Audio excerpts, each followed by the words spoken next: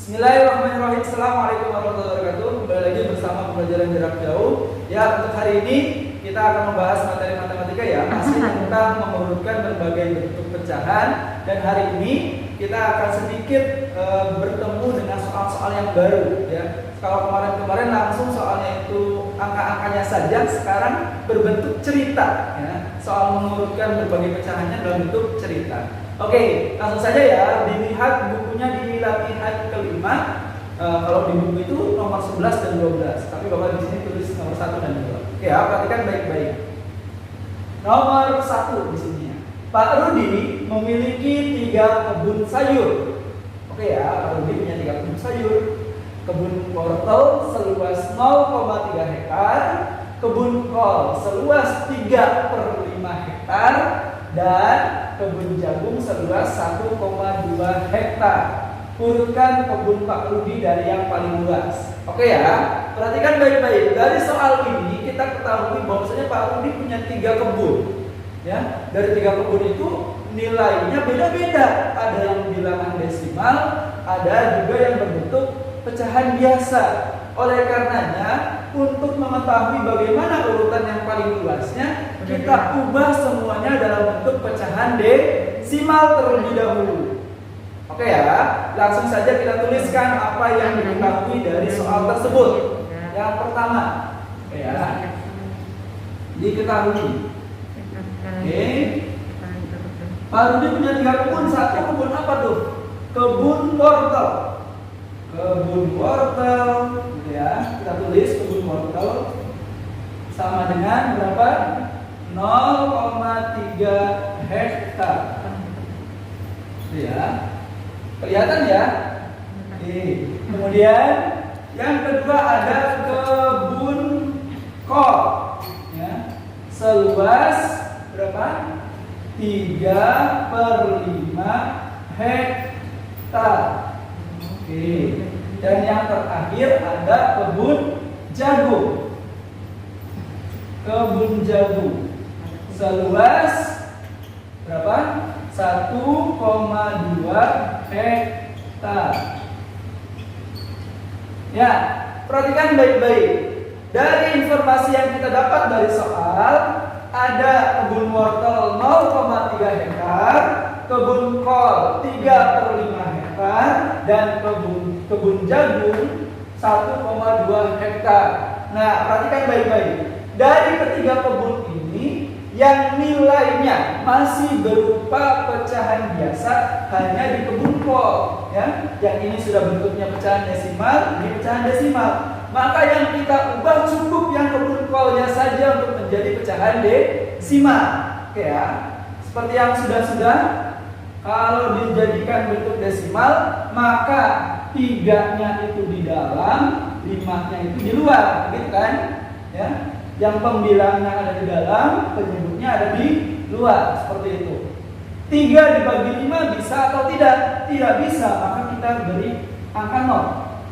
Gitu ya, kasih koma tentunya ya. 5 dikali berapa? Hasilnya 30. Dikali dengan 6, berarti 30. Dan habis. Oke, artinya 3/5 hektar itu sama dengan 0,6 hektar. Oke ya, kelihatan ya? Oke, karena sudah selesai seperti ini. Nah, sudah dapat semua angka-angkanya, bentuknya juga sudah menjadi bentuk desimal semua. Perhatikan, ini desimal juga. Nah, desimal itu ada komanya ya, tandanya ya, seperti itu. Nah, maka kita tinggal urutkan sesuai dengan keinginan soalnya. Perhatikan soalnya itu urutan kebun Pak Rudi dari yang paling luas. Karena yang diminta dari yang paling luas, secara tidak langsung adalah kita urutkan dari angka yang paling besar terlebih dahulu. Ini 0,3, ini 0,6, ini 1,2. Maka mana yang paling luas? Tentunya jawaban yang paling luasnya adalah kebun jagung terlebih dahulu. Kita tulis ya di sini ya. Jawabannya yang paling luas itu berarti pertama kebun jagung karena 1,2 hektar gitu ya. Kalau yang lainnya 0, semua, berarti 1,2 0,2 itu paling luas gitu ya. Kemudian kebun apa lagi? Perhatikan tinggal wortel dan kol. Wortel 0,3, kol 0,6. Maka yang paling luas adalah yang kol dulu gitu ya. Kebun kol. Dan yang terakhir adalah kebun wortel. Nah, inilah hasil urutan kebun Pak Rudi dari yang paling luas. Kebun jagung terlebih dahulu, kebun kol, kemudian yang terakhir adalah kebun wortel. Ingat caranya adalah kita mengubah bentuknya menjadi bentuk pecahan desimal semua. Setelah itu baru kita bisa tentukan mana yang paling luas, mana yang lebih kecil seperti itu. Oke ya, itu untuk soal yang pertama. Ya, selanjutnya kita masuk ke pembahasan soal yang berikutnya. Kalau tadi tentang kebunnya Pak Rudi, sekarang berbeda ya. Perhatikan baik-baik soal yang ada di papan tulis. Pertama, Andri mengerjakan ulangan matematika selama 0,8 jam. Oke ya. Risa mengerjakan ulangan matematika selama 3/4 jam. Betul ya. Kemudian Leni mengerjakan ulangan matematika selama 1,25 jam. Siapa yang mengerjakan paling cepat? Siapa yang mengerjakan ulangan paling cepat? Oke ya. Dari yang kita dapatkan informasi penting yang ada di soal itu ada 3 orang. Pertama, siapa saja yang mengerjakan soal matematika? Yang pertama itu ada Andri. Ya, dan diketahui ya. Kita tulis diketahui Andri itu mengerjakan soal matematika selama 0,8 jam. Kita tulis gitu ya. Kemudian yang berikutnya ada siapa lagi?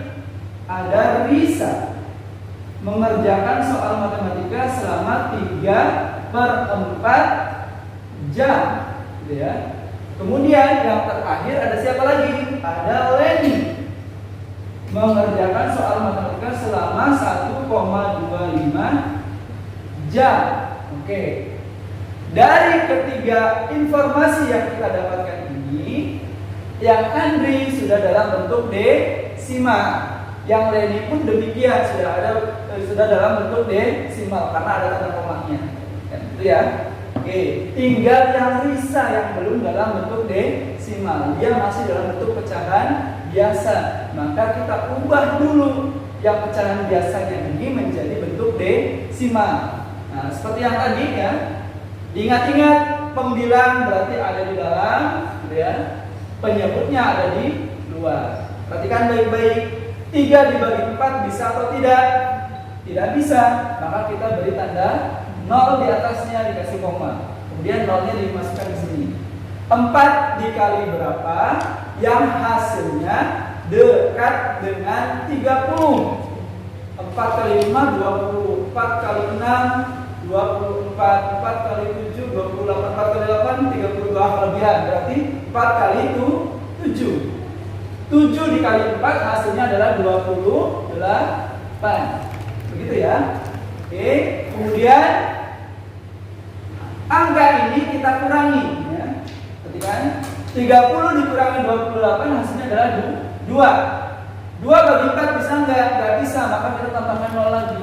Ini tambahin 0-nya, enggak usah karena sudah ada tanda koma. Tinggal kita cari 4 kali berapa yang hasilnya 20, yaitu dikali dengan 5. 5 kali 4 hasilnya adalah 20. Dan ini 0 seperti itu. Jadi jawabannya adalah ini 0,75 jam. Begitu ya. Oke, perhatikan. Oke ya. Jadi yang Risa dari 3/4 jam kita ubah menjadi bentuk desimal, hasilnya adalah ini 0,75 jam. Semuanya sudah bentuk desimal ya. Andri 0,8 jam. Bapak kasih kotak ya biar jelas. Kemudian Risa ini 0,75 jam dan Leni ini, gitu ya. Oke, perhatikan baik-baik. Dari ketiga bilangan desimal ini, perhatikan ada perbedaan jumlah angka di belakang koma. Perhatikan, ini cuma punya 1 angka di belakang koma, ini punya 2 angka, ini punya 2 angka. maka kita samakan. Yang punya satu angka di belakang koma kita tambahkan dengan angka 0 di belakangnya, sehingga dia memiliki dua angka di belakang koma semua, seperti itu ya. Nah, yang seperti ini sudah memiliki dua angka di belakang koma semua. Artinya kita bisa tahu sekarang siapa yang mengerjakan ulangan paling cepat. 0,80 jam, 0,75 jam, 1,25 jam. Yang mana kira-kira? Tentunya yang paling cepat mengerjakannya adalah Risa. Gitu ya, jawabannya adalah Risa. Oke ya. Karena pertanyaannya hanya menanyakan siapa yang mengerjakan ulangan paling cepat, jadi cukup menjawabnya dengan sebutan nama Risa. Risalah yang mengerjakan soal paling cepat. Jika ditanya urutan dari yang paling cepat, tentunya Risa dulu, kemudian Andri, kemudian yang ketiga, yang terakhir adalah Leni. Kalau kebalikannya, misalkan urutannya dari yang paling lambat mengerjakannya, maka Leninya dulu, kemudian Andri, kemudian baru Risa. Jadi bergantung dengan pertanyaan yang ada di soal tersebut. Karena kebetulan yang ditanya hanya yang paling cepat, maka jawabannya adalah Risa. Kalau yang ditanya yang paling lambat, maka jawabannya adalah Leni, seperti itu. Oke ya, mudah-mudahan bisa diikuti oleh anak-anak semua.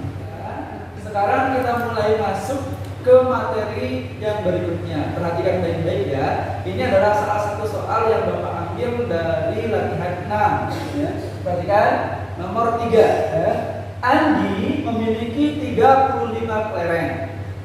Karena Ari tidak memiliki kelereng, Andi memberikan 2/7 bagian dari kelerengnya kepada Ari agar bisa bermain bersama. Berapa butir sisa kelereng Andi sekarang? Oke, anak-anak sekalian, dari soal ini kita bisa menginventaris dulu ya, apa yang diketahui dari soalnya. Apa yang diketahui dari soalnya kita catat terlebih dahulu agar nanti membantu kita dalam hal menjawab hasilnya atau soalnya, seperti itu. Ya, yang pertama diketahui. Apa yang diketahui dari soalnya? Yang pertama adalah kelereng Andi. Kelereng Andi itu ada berapa? 35 butir. Nah, atau kelereng. Ya. Kemudian Ari itu memperoleh 2/7 bagian, gitu kan? Kelereng Ari itu, kita tulis ya kelerengnya biar kami bingung. Kelereng Ari itu adalah 2/7 bagian dari yang dimiliki oleh Andi, karena Andi yang memberikan kelerengnya sebagian untuk Ari, gitu ya, seperti itu. Oke, kita perhatikan baik-baik. Dari sini kita lihat kalau ada kata-kata bagian seperti ini, itu artinya dikali dengan jumlah kelereng yang tadi awal dimiliki, gitu ya. Jadi 2/7 dikali dengan bagian, itu artinya ini jumlah kelereng yang Andi miliki ya, 35, seperti itu. Oke, Bapak kasih kalian pengetahuan yang baru bahwasanya ketika ada pecahan seperti ini dan dikali dengan bilangan bulat seperti ini, artinya atas kali atas dibagi bawah, gitu ya. 2 kali 35 kemudian dibagi dengan 7, seperti itu. Oke, 2 kali 35 dibagi dengan 7 sama dengan 2 kali 35 berapa hasilnya? 70 dibagi dengan 7, hasilnya adalah 10 butir. Oke, secara tidak langsung Andi memberikan 10 butir kelerengnya untuk Ari. Ternyata yang ditanya apa? Sisa kelereng. Karena sisa kelereng berarti total jumlah kelerengnya Andi dikurangi untuk Ari, gitu kan? Seperti itu. Jadi sisa kelereng masih muat nggak ya? Muat kayaknya. Sisa kelereng sama dengan kelereng Andi, ya. Masih kelihatan nggak ya? Kelihatan? Dikurangi dengan kelereng Ari. Artinya 35 dikurangi dengan 10. Hasilnya adalah 25 kelereng. Gitu ya. Jadi sisa kelereng yang Andi miliki adalah sebanyak 25 kelereng. Seperti itu. Karena 10 kelerengnya diserahkan untuk Ari agar mereka bisa bermain bersama-sama. Seperti itu ya. Jadi diperhatikan baik-baik cara penyelesaiannya. Oke, kita kembali masuk ke soal lainnya ya. Perhatikan, Bapak sudah punya soal lain dalam bentuk yang sepertinya mirip dengan yang sebelumnya, tapi dalam bentuk yang lainnya seperti itu ya. Oke, perhatikan, berapa banyak setengah bagian dari 4 dusin gelas? Oke, perhatikan baik-baik di sini. Perbedaannya tentunya dari kata-kata ini, 4 dusin. Nah, ini adalah bagian dari satuan kuantitas. Kalian harus ingat-ingat satuan kuantitas itu ada apa aja, ya. Oke, untuk mengingat-ingat Bapak tulis aja ya, biar kalian ingat. Yang pertama ada lusin, kemudian ada kodi, kemudian ada apa lagi itu? Ada rim, terus ada gross, oke, ada gross. Oke ya, perhatikan, lusin itu setara dengan 12 buah, ya. Kodi itu setara dengan 20 buah, gitu ya. Rim setara dengan 500 lembar, gitu ya. Oke, kita ganti ini dulu, ya. Kemudian gross itu setara dengan 12 lusin atau setara dengan 144 buah.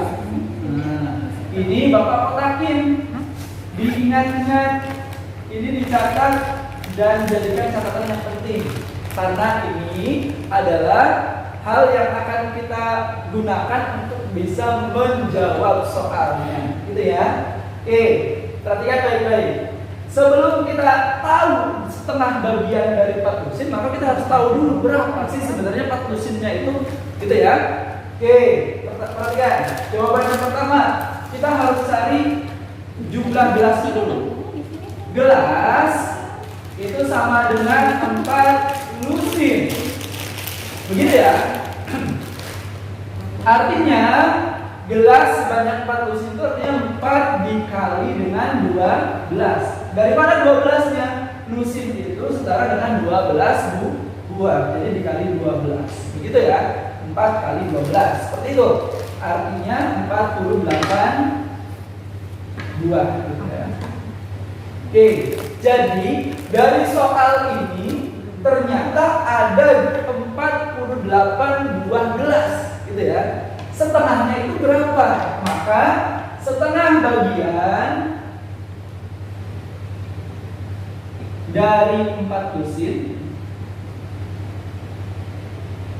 gelas sama dengan, gitu ya. Kita tulis ulang ya.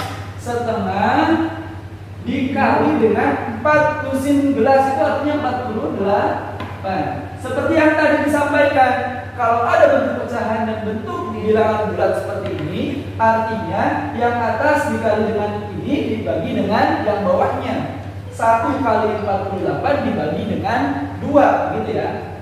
1 kali 48 dibagi dengan 2. Hasilnya 1 kali 48 dibagi dengan 2. 48 dibagi 2 berapa hasilnya? 24 buah gelas. Nah, ini adalah hasil akhirnya, yaitu 24 buah gelas, ya. Bahwasanya setengah bagian dari 4 lusin gelas itu artinya 24 buah gelas. Begitu ya. Oke, diperhatikan baik-baik cara-caranya. Dan ini bisa jadi nanti soalnya berubah, tidak lagi lusin, jadi kodi, jadi rim, bisa juga jadi gross, seperti itu ya. Jadi disesuaikan perpindahan atau perubahan angkanya itu disesuaikan dengan soal yang dimaksudkan, seperti itu. Oke ya, mudah-mudahan berkenan untuk apa yang Bapak sampaikan hari ini. Dan jangan lupa untuk terus giat belajar dan tetap menjaga protokol kesehatan selama masa pandemi ini. Terima kasih. Mohon maaf atas segala kekurangannya. Diakhiri, assalamualaikum warahmatullahi wabarakatuh.